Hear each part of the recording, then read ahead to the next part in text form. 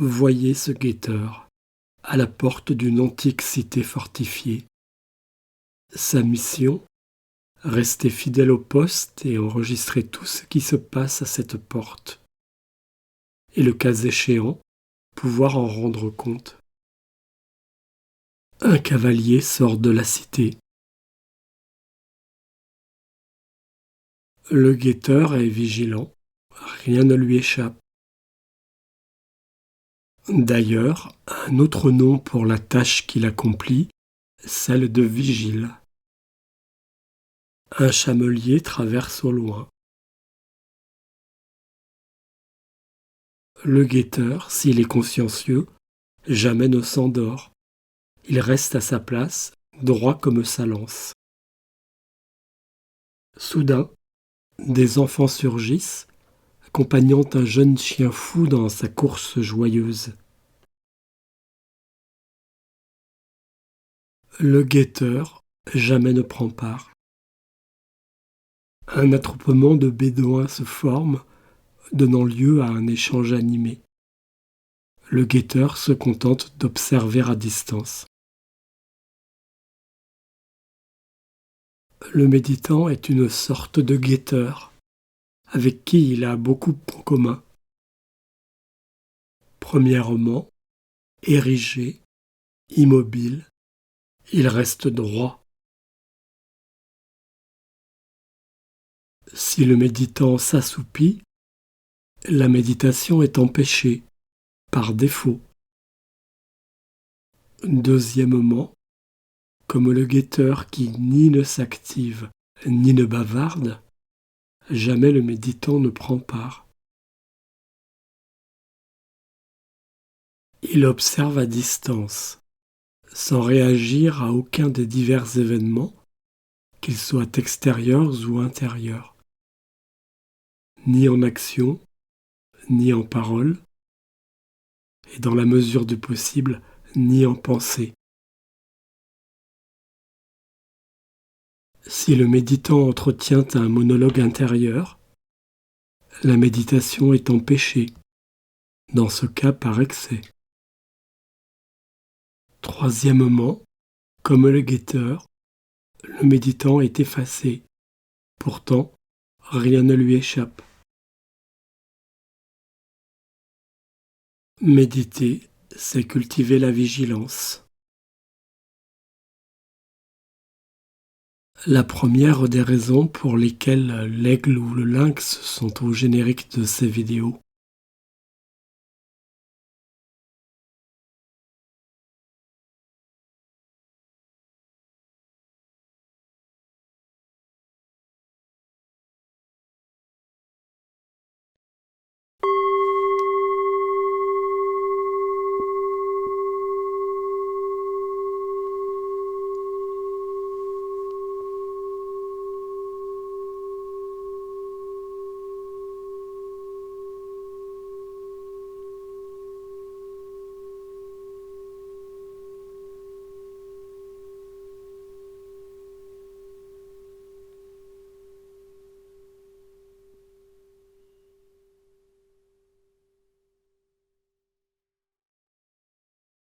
Comme le guetteur, la méditante, à sa façon, observe l'extérieur.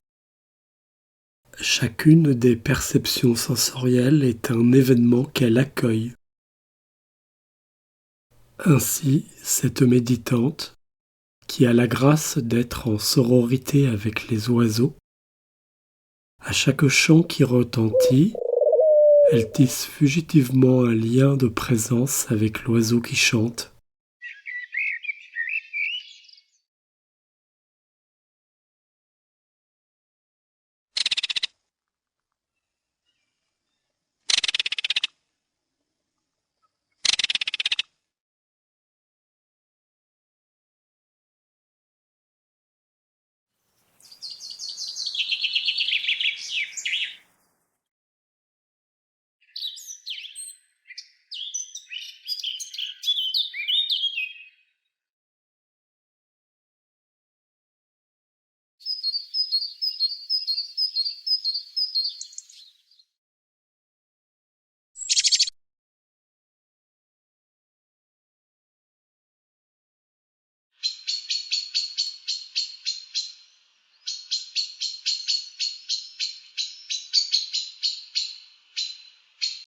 Mais à la différence du guetteur, la méditante observe également l'intérieur du corps-esprit, où se produisent aussi toutes sortes d'événements.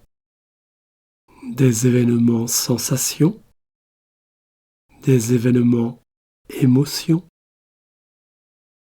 des événements pensées, des événements intuitions. Dans la tripartition traditionnelle, les sensations relèvent du corporel, en grec soma, en latin corpus. Les émotions et les pensées relèvent quant à elles du psychologique, en grec psyché, en latin anima. Enfin, les intuitions relèvent, elles, du spirituel, en grec pneuma, en latin spiritus. Nous y reviendrons dans une prochaine vidéo qui détaillera cette carte de l'humain, ici juste esquissée.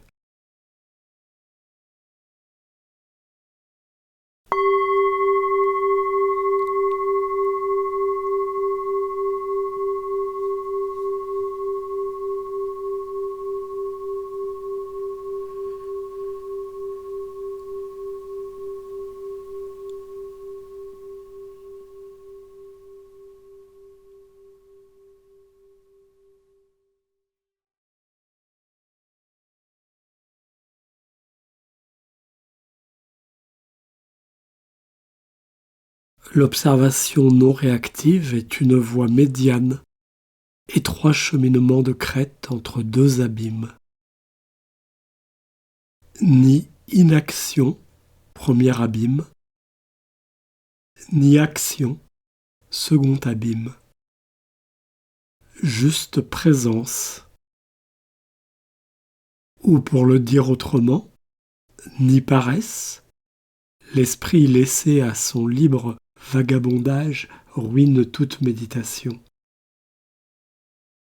Ni fabrication, une méditation guidée trop appliquée, trop dans l'induction, tourne à la méthode Coué, et même sous la forme déguisée de la pleine conscience, une méditation trop directive ruine toute possibilité d'observation de quoi que ce soit de vivant. Juste être. Ou pour le dire encore autrement, ni inconscience, l'esprit du méditant n'est plus en mode pilote automatique, ni contrôle, l'esprit du méditant n'est pas non plus en mode surveillance, juste la vigilance, la présence nue.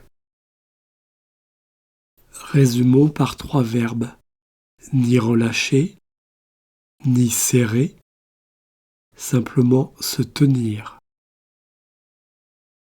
Et pour finir, résumons par 3 qualificatifs, ni assoupi, ni agité, mais éveillé.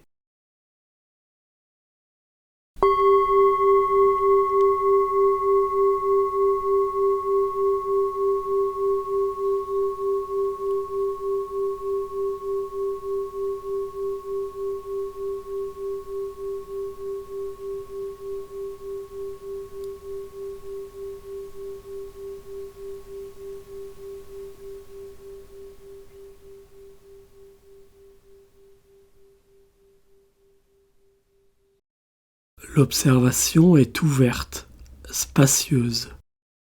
On pourrait la qualifier d'observation flottante, de la même façon que les psychanalystes parlent d'attention flottante ou d'écoute flottante. C'est d'ailleurs amusant de savoir que Theodor Reik, un élève de Freud, parlait de troisième oreille. Je suis frappé de constater combien certaines des formules que l'on trouve à l'entrée attention flottante de Wikipédia s'appliquent parfaitement à la disposition qui doit être celle du méditant. Par exemple, qu'elle s'oppose à l'idée d'une attention dirigée ou focalisée, ou bien qu'il s'agit de garder une capacité libre de toute intention dirigée. Sur cette même page, une citation de Sigmund Freud disant que le psychanalyste évite le plus possible de réfléchir et d'élaborer des attentes conscientes.